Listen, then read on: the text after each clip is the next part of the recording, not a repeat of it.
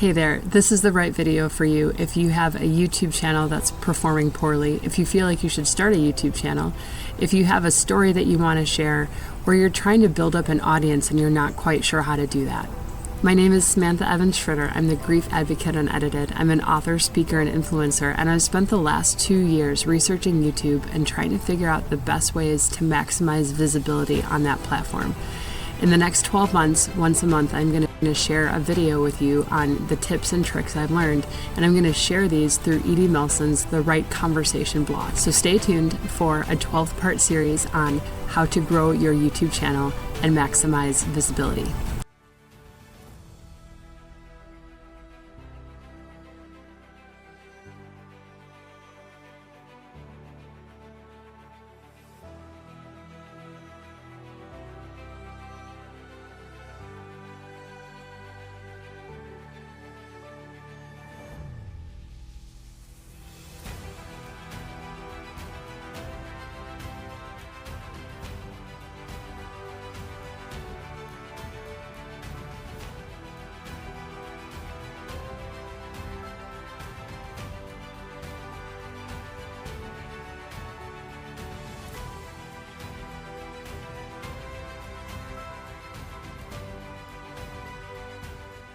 Hey there, my name is Samantha Evans Schroeder. I'm an author, speaker, and influencer, and in today's video, I'm going to talk about best video editing practices. But first, I need to do something a little bit different. I am distracted today. I don't feel like recording a video because the galley proof for the Prodigal Son Crackhead to Jesus Freak is about to come out, and I'm going to look at it, and then I'm going to upload it for the whole wide world, and I'm terrified. So I don't really feel like recording this video today. And there are going to be days like that where you just don't feel like doing the video, recording the video, but that's where discipline comes into practice. My late husband used to joke with me that when I spoke, I was fine after the first 2 minutes. But for the first 2 minutes, I would speak on hyperspeed, and I was so nervous. And then I finally got into my rhythm and I calmed down. In order to counteract that, I started reciting 1 Corinthians 2, 1 through 5, beginning of every time I spoke.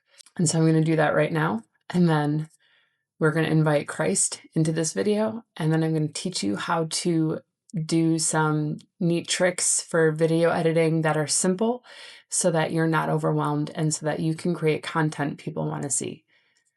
When I came to you, brothers and sisters, I did not come with eloquence or superior wisdom as I proclaimed to you the testimony about God.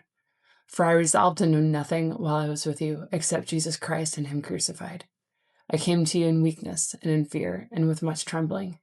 My message and my preaching were not with wise and persuasive words, but with the demonstration of the Spirit's power, so that your faith might not rest on man's wisdom, but on God's power. Dear Jesus, you increase, I decrease. Let's go. All right, video editing practices. The better you get at recording videos, the less you will have to splice the content when you mess up when you're speaking. Today I'm going to go through some simple tricks, the beginner's guide to video editing, so that you have some tools in your tool belt if you ever have to record a reel and then edit it, or you want to start sharing more about your book and long-form content. At the end of this video, I'm going to share one tip and one trick that will save you a huge headache down the line if you do these things ahead of time. Make sure you read The Right Conversation, Edie's blog, YouTube strategies for video editing, because all of these things that I'm saying are going to be written down and you can just read them and use it as a checklist as you go. All right, the first thing you want to do is record a video that is 5 to 8 minutes long and it's horizontal format like I have here. All right, it doesn't matter what you're doing. You can record yourself washing dishes or reading scripture or praying or just talking to a friend on the phone, whatever you want. You're just going to record a video. No one is going to see this. It's just practice, because we're not going to use something that we really care about, and we're not going to use something that we're professionally invested in. We don't want to mess up content that means something to us. So we're going to practice with something that doesn't matter. So go ahead and pause this video if you want and just record yourself for 8 minutes. And I say 8 minutes because it's going to get cut down probably to like 4 to 5 minutes. All right, so hit pause and record yourself. Now that you have your video, you're going to choose a program to work with. I use CapCut Pro. A lot of people use Canva Pro. You have to pay for both of those services, and neither Canva nor CapCut is paying me for this video right now. But those are great resources. You can also edit video in PowerPoint or iMovie, but I have not used those a lot myself, so I don't know what those features are. When you choose your program, Canva or CapCut, whatever you're going to use, you're going to spend 20 minutes pressing buttons, just pressing buttons. And I'm pretty sure you will not freeze your computer or blow your computer up by pressing an icon if you don't understand what it means. You need to get familiar with some of the features that your program has so that you can make the best video possible. There are a lot of people out there that are afraid to make mistakes and afraid to press buttons. I give you permission to press all of the buttons. Here are some video features that you need to be aware of, and I'm going to walk you through this in this video. I will show you how to splice. I will show you how to transition and do animation and filters and effects and things like that. But I'm going to talk about each one as we go. You can use a manuscript when you're recording a video and edit the video in such a way that no one would ever know you're reading from a manuscript. It's pretty cool. All right. So the first thing is split. This is when you cut out dead space, or like I've messed up in this video several times. I'm going to cut out the spot where I messed up and splice it together and give you a clean flow of content. I don't know what's going on with my throat today, guys. I'm so sorry. Animation and effects. You want to click on a section of video and you want to just play with different animation and different effects and see what they do, see what your favorite ones are. I know in CapCut, you can choose your favorite, like you can hit like or star or whatever it is, and you can choose your favorite effects and your favorite animations so you can go back to them again and again. It's the same thing with transitions and with, what are they called? Caption templates. You can go back and you can star the ones that you like so you can reuse the same things over and over. You don't want to over filter, but sometimes if you're trying to make a clearer image or you want it to be a darker image to fit your mood, play with filters to see what it does to your video and see if you like that. Sometimes switching between one filter and another can keep the viewer's attention, just keep them more engaged and wondering what's going to happen next. So audio speed. After my late husband died, I actually slowed down in my speech, and which made it harder for videos because then people don't stay as engaged. When you're recording a video, the faster you can speak more eloquently and clearly, the better off you are. So I use audio speed to counteract that. Now, I can only go to 1.1 without sounding digitized, but if I switch to 1.1, sometimes it elevates my speech. If I talk more slowly, upping the audio speed helps to make my voice sound normal. If I talk more slowly, upping the audio speed helps to make my voice sound normal. Awesome, right? 1.1. Anything else, you sound like a robot. Don't do it. That also goes for if you're talking too fast, you can slow it down by 0.1, and it gives you just that little edge to make your words come out more clearly. So that's a little trick. Also adjust video speed. If you're doing a time lapse or you're wanting to demonstrate the completion of a project, then you can use video speed to show how that happens without using too much time up on your video and without losing the interest of your viewers. All right. So I was really careful with the surroundings in this video, but sometimes if you just watch, if you just go like this, then you get the kitchen counter and you get the plant and the water jug and the pile of mail that everyone has. So let's say I was recording the video like this and I didn't realize that my mail pile was in the shot. I can just crop it. I can crop the video. Overlay is one of my favorite features because you can perform magic. You can show your book, you can show a thumbnail for your other video. You have all this space here and you can use it for an overlay. More advanced, you can take a section of video and paste it and remove the background so that only your body is here, and then you have the bottom video in the layer is the background, but you have this, and you have to make sure it lines up or you get this wonky. Woo! Isn't that fun? So make sure the video lines up. But right now I have 2 videos that are stacked in a layer, and they're the exact same one. The bottom video is muted to avoid the spaghetti western effect, because if the videos are not synced up and you have the wrong audio going, you'll get feedback, or you'll get the spaghetti western effect, and it looks like the dubbing is off, because it is. So what you can do, though, is you have these 2 videos that are stacked on top of one another. It looks like I am in this video, but I'm not. This video of just my cutout is a separate video from the one behind me. You can put books behind you or text behind you, and it creates a very cool effect. That's probably more advanced, but you can do it. And if you play, I have faith in you. So in order to do that, you splice apart a video and copy paste, line it up exactly, move the top one up one level, and remove the background. And then you take whatever you want to go behind it and you stick it in the video. And you have that effect. Ta-da! It's one of my favorite features. If you don't want to deal with removing background and adding a different video and splicing and all that stuff, you can simply layer a video or use overlay and just stick your book there, all right?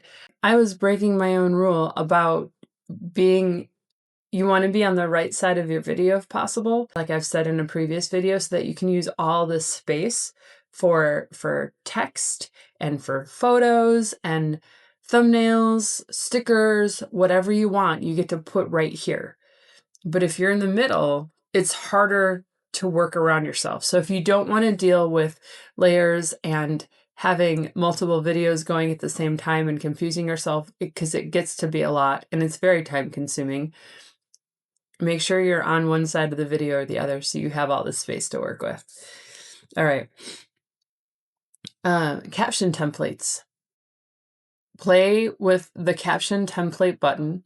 Choose caption templates that you like. I would recommend using a caption that only shows 3 to 4 words at a time, because you do not want your viewers, I almost said your readers, you do not want your viewers to read ahead of you, right? Like, you want to keep them engaged, you want to keep them at your pace, and so you need to use a caption that has 3 to 5 words at a time. I don't like using YouTube captions because they put 1 to 2 sentences on the screen at a time. However, if you're not paying for CapCut Pro and you end up having to type all the captions yourself, using the YouTube captions is a huge, huge, huge free time saver. So there's that option too. All right. But play with the caption templates and figure out which one you like the best. Stickers come in really handy because you can put them over here and they just give this not so subtle but quiet message while you're talking about other things. You can be saying, subscribe to my video, while you're talking about other things. So the stickers come in handy. Don't overuse them. We're not in junior high. You don't want to clutter your video, but if it makes sense, use a sticker. My favorite stickers are subscribe. Look how I'm pointing in my video. So this takes forethought when you are recording a video to make sure you're pointing, but I can say my favorite stickers are subscribe, follow, share. I also use stickers to promote my books while I'm speaking. You can also put your books behind you while you're speaking. Ta-da! It's cool. Video editing can be fun. It's time consuming and it's intimidating at first until you get used to the program, and then it's not as scary. So you want to spend some time just hitting buttons, just hitting the buttons to figure out what happens when you hit a button, and I promise that you will not blow up your computer. You won't. It's going to be okay. I already talked about layers. Using text seems like a no-brainer. Here's what I'm going to tell you about text. There are a lot of different fonts to choose from. There are a lot of different formats to choose from: color, shape, background, no background, outline, no outline. So figure out what works best for you text-wise. If you have brand colors, try to use the brand colors for your text, or stick to the same color over and over for consistency and branding. Stick to the same font type for consistency and branding. So find first a font that is easy to read for your viewers. That's the main priority. The second priority is a fun font that you enjoy, that makes you happy. So you can't use fonts like this for captions because, I mean, you can, but you shouldn't, because fonts like this are very hard to read when you're doing captions. I will be teaching at the Blue Ridge Christian Mountain Writers Conference. Did I say that right? Blue Ridge? Nope, I didn't say that right. I will be teaching at the Blue Ridge Mountain Christian Writers Conference in May, and I will be talking about YouTube. I'm going to bring the people in my class from having no video to uploading a video on YouTube. So the whole process, start to finish. So if you're interested in that, make sure you sign up for the Blue Ridge Mountain Christian Writers Conference. I never, ever put those words in the right order when I'm trying to say them quickly. It's just a thing. It's a thing. When you edit a video, you want to make sure that you have 3 hooks in 3 seconds. Hooks can be anything from movement to music to spoken words, captions, or animation. Research has shown that the best performing videos have 3 hooks in the first 3 seconds. Make sure that you have a call to action in your video. A call to action is something like subscribe to my newsletter for a free blank. Make sure that you subscribe to this YouTube channel to see future content that could be helpful for you. In order to blank, watch this video next. And then you put the video there. Oh, it's magic. It's so cool. I believe in your ability to succeed. You have got this. You're going to do this. It's going to be fantastic. Here's another thing. If you forget to say in your video, in this video, we are going to blank, like I did in the beginning of this video, you can use text to say that. You can say, in this video, we are going to. One of my favorite things about video editing is that you can use text to supplement words that you forget to say when you're actually recording the video. And it makes up for a lot of errors that way. Notice the position of the camera as I'm saying this. So I am actually recording this at the end of the video, but I'm going to put it at the front because it's another hook that will keep viewers engaged. At the end of this video, I'm going to share one tip and one trick that will save you a huge headache down the line if you do these things ahead of time. So that one tip I told you about in the beginning of the video, here it is. Regarding music, different programs have different music that they are allowed to use. So just because CapCut has music for free that you're allowed to use, it doesn't mean YouTube is licensed to use that same music. So if you record a video in CapCut and you have music and then you upload it to YouTube, this has actually happened to me. YouTube will either delete the video or they will delete the sound. They will delete the music because they're not allowed to use that music and it's copyright infringement. The best way to avoid that problem is to not use music at all, or wait until you upload the video into the program you're using, i.e. YouTube, TikTok, Instagram, and then use the music that they have in order to avoid copyright infringement. Now, one time on TikTok, I was using a song that TikTok allowed, and then suddenly they didn't allow it anymore. So TikTok deleted the sound from that video, and that can happen on any platform where they have access to a certain song and then they don't. So just know that that can happen. It's less likely to happen if you upload the music within the program you're going to be posting the video on. The best way to avoid it is to not use music, but music is a great filler if you have a video and you're speaking. Also, so you can't have music playing in the background. Like right now, if I had Christmas music playing in the background, my video would get flagged and I wouldn't be able to post it on YouTube. So you have to be really, really careful about what music is playing in the background. That's the tip. Here's the trick. When you first upload a video, add captions. And you're not going to format the captions. You're not going to edit the captions to make sure that there's no spelling errors. You just have the captions. And then when you go to edit the video, you can see where you mess up on the video and you repeat yourself several times. And you know that the last take is the good take because that's the take where you kept speaking and kept going, right? So then you know that you can delete these different sections of video. You'll have to redo the captions later. There's an option to like do captions, then delete prior captions. Yes, that's exactly what I want to do. But use those captions in order to delete content before you even listen to the video, because it saves a lot of time of watching the video, the same segment of video over and over and over again in order to make sure you get it right. I hope this helps you. Make sure that you hit subscribe so you can see more content in the future. Have a great day. So I'm going to cut out this. So you want to make sure that you're choosing a font style that is easy to read because you love your viewer and you want them to continue watching your videos. Now that you are familiar-ish, see the part, I don't like that my head is like in the Christmas tree. That's part of the reason I was in the middle. I didn't sit on this chair before because this would have been much better. So if you can see the Route 66 sign in my sunroom. I didn't sit on this chair before because the cat was here, and heaven forbid I move the cat to get the right shot for the video. While I drink my coffee, this video, I'm going to drink my coffee out of my Blue Ridge Christian Writers mug. At the end of this video, I'm going to drink from my Blue Ridge Mountain Christian Writers coffee. My Blue Ridge Christian Mountain. Nope. No, those are not the words.